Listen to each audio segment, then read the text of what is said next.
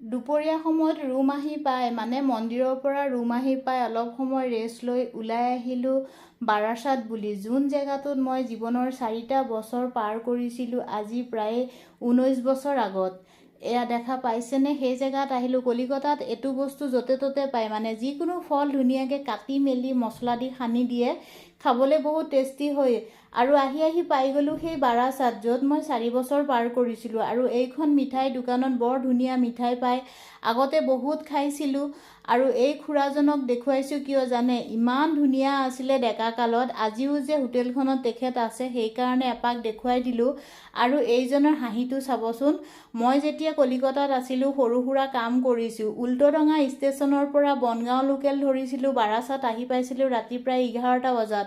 তেখেতে মোৰ কাৰণে ৰৈ থাকে সদায়, ভেনত কৰি লৈ আহে, ৰুমত এৰি দিয়ে। গতিকে গৈছোঁ যেতিয়া, মানুহজনকনো দেখা নকৰি কেনেকৈ থাকোঁ কওকচোন। মানুহজনক দেখা কৰিলোঁ, ইমান মানে ভাল পাইছে, কয় তুমি আহিলেই দেখা কৰা, মোক পাহৰিব পৰাই নাই। মইচোন নোৱাৰোঁ, আপুনি মোৰ কাৰণে যিমান কষ্ট কৰি ৰৈ থাকে, ৰাতি 11টা বজাত ৰুমত আনি থয়। বাৰু যিয়ে নহওক, অলপ সময় ঘূৰিলোঁ, আমি যিটো ৰুমত আছিলোঁ এপাক গ'লোঁ, গৈ মেলি লোকেল ট্ৰেইন ধৰি আকৌ যোন হোটেলত আছোঁ শিয়ালদাত আহি পালোঁ, ল'লোঁ এটা মোবাইলৰ কভাৰ। আৰু এই ভিডিঅ'টো কিন্তু 2 দিন আগৰে, খাবলৈ গৈছিলোঁ ৰাতি চুনুমুনুকেইটা চাওকচোন।